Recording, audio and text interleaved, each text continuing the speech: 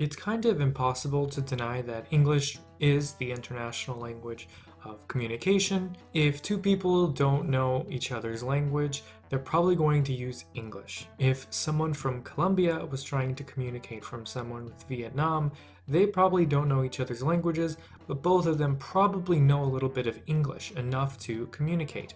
Of course, some regional lingua francas can exist. For example, maybe in Europe, a lot of people know German, so if two people's English are not very good, it's possible that they both know German. In East Asia, maybe if two people's English are not very good, it's possible that both of them know Mandarin. And maybe in Africa, if two people don't know each other's local languages, they might use French to communicate. But there can really only be one international language that is used across continents. And unless you're trying to deny reality, that language is English these days. Unless something really drastic and extreme happens soon, I think English will remain this international language for probably 100 years or more. And I'm going to take a very unique position on that. Despite any maybe geopolitical changes and maybe one country becoming more powerful than another, I don't think English will stop being the language of international relations because of some essential characteristics about English that I think make it a little bit special. I completely recognize that it can seem very chauvinistic that me, English native speaker, am saying this. I acknowledge that fully. I want to even make it very explicit that I kind of have a pro-English bias because I am American, my native language is English. But I want to look at this from a comparative linguistics perspective. Is there anything about English that makes it more likely to be an international language? Is there a reason it stayed an international language for so long? To be an international language, you probably need a lot of native speakers. You probably need the native speakers to be from a country that's pretty powerful. It has to be a natural language because I don't think a constructed language will ever be an international language. And the key point I'm talking about today, the grammar has to encourage use by many different people. So I want to go over a few features of English that makes it more likely to be an international language compared to some other popular languages. One key thing about English that makes it easier to learn compared to some other ones is the strict word order. In English, we know what a word does in a sentence based on where we put it. If I say I eat an apple, that means I'm the one that's chewing, I'm the one that's consuming. The apple is now inside my stomach. Maybe in another language, you have a lot of choice with the word order. Maybe you can put apple at the beginning, maybe you can put eat at the end, maybe you can switch it around easily. It's kind of counterintuitive, but I think the strict word order is better for many speakers because there needs to be a definitive right way and wrong way to do something, I think. Think of it this way, you're a teacher and you are grading some tests. Would you prefer all of your students wrote an essay that you have to carefully read and give a score? Or would you rather the students take a multiple choice test and A is the right answer, and if you didn't put A, it's wrong? If you're a teacher, you probably want the multiple choice. The strict word order makes communication more efficient.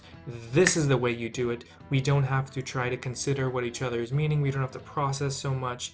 The strict word order makes it a little bit easier to learn that language, which is what we want if we want many different types of people to speak this language. Something else very unique to English is the very little inflection we have. So usually when we have a word in English, it's not going to change. The only reason we might change it is maybe it's plural, so we went from apple to apples, or maybe it's a verb and we change it to past, dance to dance. Compared to some of its neighbors, English does it much less than other languages. For example, if I were to say I danced, you danced, he danced, we danced, they danced, it's all the same. But if you compare to some of its neighbors like French or Spanish or German, this is not the case. You have many different endings that you have to remember. This makes communication efficient, which is what you want for an international language. Another thing special about English is that we don't have different classes of words. What exactly do I mean by classes of words? I am talking about multiple things here. In my previous video, I talked about grammatical gender. That's one of the things I'm talking about. I'm talking about an arbitrary group of words that you have to treat differently because it's in that group.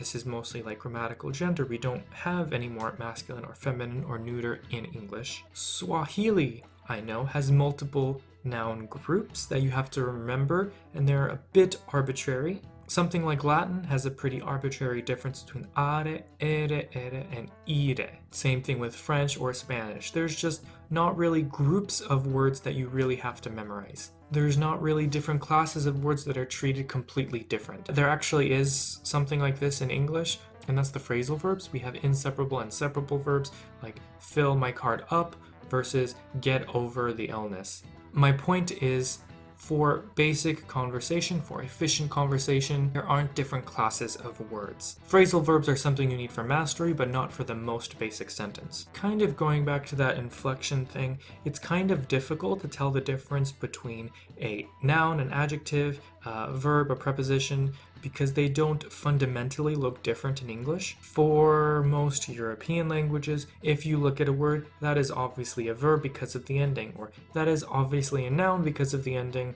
or that is obviously an adjective because of the ending. But for English, it's really unclear. For example, I can go down the street, or I can down a bottle of Coke.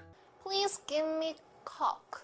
Why am I mentioning this? Well, this is actually really important if you want to be a very international language, because it means you can import words very easily. There's not some special verb ending that you need to be a verb in English, so you can just create a verb out of nothing. You can import a verb from any language and it will look like an English verb. You can import a noun from another language and it will look just like an English noun. Basically, everything that makes English special compared to its neighbors are all features that give English a really low barrier to entry to make a basic sentence. You don't have to know that many complex concepts in order to build a very basic English sentence. Of course, if you want to master English, there's a lot to learn and a lot of strange concepts to know.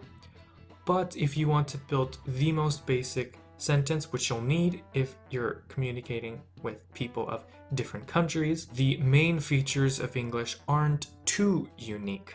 If we look at French, there's a lot you have to already know before you even make your first sentence in French. You have to know grammatical gender, you have to know how to conjugate verbs very differently. If you speak German, you have to again know grammatical gender, you have to know many conjugations, you also have to know noun cases. If you're speaking Japanese, you have to know the politeness level, which is a very difficult concept for many people. You also have to know the difference between a topic and a subject in that language, which is a really difficult concept for many people. So the bar for entry for English is, I think, relatively low. I think the hardest things you have to know for the most basic English sentence is the definite versus indefinite article, which can be difficult for speakers of many languages, and the fact that we have so many tenses, that can be very difficult. But for a basic sentence, you don't need that many complex tenses. I haven't mentioned Chinese